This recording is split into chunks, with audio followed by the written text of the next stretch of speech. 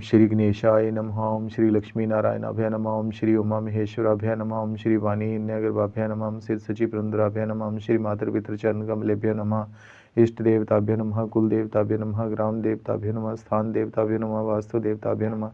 त्राराभ्य नमः। तीर्थेभ्य नमः। गोब्रह्मणेभ्य नमः। श्री हरिराय नमः। श्री सद्गुरु परमात्मने नमः। ओम क्लीं कृष्णाय गोविंदाय गोपीजन वल्लभाय नमः।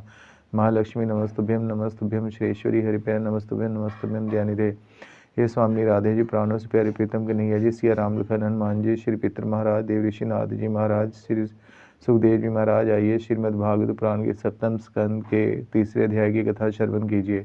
प्यारे भक्तजनों, आइए हम तीसरे अध्याय की कथा श्रवण करें, प्रेम से श्रवण कीजिए। हे नागशुपु का तप करना तथा ब्रह्मा जी का प्रसन्न होकर वर देना। मारन हित निज शत्रु को कठिन तपस्या कीन, ब्रह्मा जी पर मुदित भय मन चाहा वर दीन। बोले श्री कृष्णचंद्र भगवान जी की जय। स्वामी राधा रानी महारानी जी की जय। नारद जी बोले, हे राजा युधिष्ठिर, हे नागशिपु अजर अमर होने का विचार करके भगवान विष्णु पर विजय प्राप्त करने के लिए मंद्राचल पर्वत की घाटियों में जाकर दारुण तप करने लगा।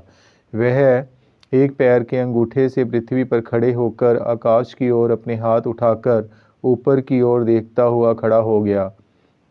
उसकी जटाएं प्रलयकाल के समान चमकती थी। जब वह तपस्या में लग गया तब देवता लोग अपने अपने पदों पर सुखपूर्वक रहने लगे। तपस्या करते हुए हिरण्याकशिपु के सिर से धुएं की लपट निकलने लगी। उसके धुएं से तीनों लोग भर गए और नदी तथा समुद्र खोलने लगे। पृथ्वी डगमगाने लगी, तारे टूटने लगे और दशों दिशाओं में अग्नि की लपट फैल गई। हिरण्याकशिपु की तपस्या के कारण स्वर्गलोक के देवता भी घबरा उठे तथा वह ब्रह्मा जी के पास गए। देवता बोले, हे जगत पिता, हिरण्याकशिपु के तप से तीनों लोग संतप्त हो रहे हैं। वह अजर अमर होने के लिए घोर तप कर रहा है। उसका विचार ब्रह्मा का पद लेने का है। वह अपने प्रभाव से बराबर जगत की सृष्टि करना चाहता है तथा अपने सत्यलोक में निवास करना चाहता है। जैसा आप उचित समझे करें। हे जगत पिता, आपका सर्वश्रेष्ठ पद यदि उस दैत्य के हाथ में चला गया तो सज्जनों पर घोर संकट आ पड़ेगा। हे युधिष्ठिर, देवताओं के ऐसे वचन सुनकर ब्रह्मा जी भृगु तथा प्रजापतियों के साथ लेकर हिरण्याकशिपु के पास गए। वहां पर दीमक मिट्टी घास से ढका हुआ उसका शरीर देखा। उसकी त्वचा तथा मांस मेद को चींटियां चाट गई थी। वह अपने तप के तेज से तीनों को तपा रहा था। ब्रह्मा जी ने कहा, वत्स हिरण्याकशिपु, तुम्हारा कल्याण हो। तुम्हारी तपस्या पूर्ण हो गई, अब उठो। मैं तुम्हें वर देने के लिए यहाँ आया हूँ। अपनी इच्छा के अनुसार जो चाहो वह वर मांग लो। तुमने देवताओं के 100 वर्ष तक बिना जल पिए तपस्या की है। हे दैत्य शिरोमणि, तुमने अपनी तपस्या से मुझे प्रसन्न कर लिया है। तुम जो वर मांगोगे वही वर तुम्हें मैं दूंगा। केवल तुम्हें अमर नहीं कर सकता हूँ। नारद जी बोले, हे युधिष्ठिर, ब्रह्मा जी ने इतना कहकर उसके मिट्टी के ढेर पर अपने कमंडल का जल छिड़क दिया। वह दैत्य उस ढेर में से ऐसे उठ खड़ा हुआ जैसे अग्नि जल उठती है। उसका शरीर युवा, पूर्ण अवयवों वाला तथा बलिष्ठ हो गया।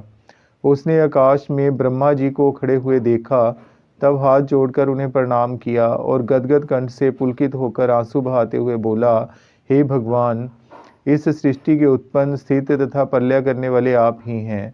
आप रजोगुण, तमोगुण तथा सतोगुण के रूप धारण करते हैं। मैं आपको नमस्कार करता हूँ। आपको मन, इंद्रिय तथा बुद्धि से भी नहीं जान सकते हैं। आप ही पंचभूत आदि महतत्व हैं। आप अनादि, अनंत तथा सर्वज्ञ हैं। आप स्वयं ब्रह्म हैं। यदि आप मुझे वर देना चाहते हैं तो मुझे वह वर दीजिए कि आपके उत्पन्न किए हुए किसी भी प्राणी से, अर्थात मनुष्य, पशु, पक्षी, देवता, दैत्य, नाग आदि से मेरी मृत्यु ना हो सके। भीतर बाहर, दिन तथा रात्रि में किसी भी जीव से, किसी भी हथियार से, पृथ्वी तथा आकाश में कहीं भी मेरी मृत्यु ना हो सके। युद्ध में मुझे कोई जीत ना सके। मैं सब प्राणियों का एक छत्र सम्राट होकर राज्य करूं। इंद्रादि देवता मेरे सामने ना टिक सकें। तपस्वियों तथा योगियों को जो ऐश्वर्य प्राप्त है वह मुझे भी प्राप्त हो। बोले श्री कृष्णचंद्र भगवान जी की जय। स्वामी राधा रानी महारानी जी की जय। प्यारे भक्तजनों, तीसरे अध्याय की कथा को यहीं पर विश्राम देते हैं। चौथे अध्याय की कथा हम कल श्रवण करेंगे। सभी से बारंबार कोटि कोटि निवेदन है कि जो बुरे कार्य हैं, अधर्मी कार्य हैं, उनसे हमेशा बचे रहो और सत्य कर्म करते हुए, प्रभु का सुमिरन करते हुए, प्रभु के चरणों में निष्काम भक्ति प्राप्त करिए और प्रभु का सत्संग सेवा सुमिरन करते हुए अपने जीवन को समृद्ध करते हुए, बलिष्ठ करते हुए, प्रभु के चरणों में प्रीति बढ़ाते हुए प्रभु के पा जाइए और इस जीवन को अपना सफल कर लीजिए। इसी विनती के साथ यहीं पर विश्राम करते हैं। बाकी चौथे अध्याय की कथा हम कल श्रवण करेंगे। तब तक के लिए जय जय श्री राधे कृष्ण, जय जय श्री राधे कृष्ण, जय जय श्री राधे कृष्ण, शरणम मम।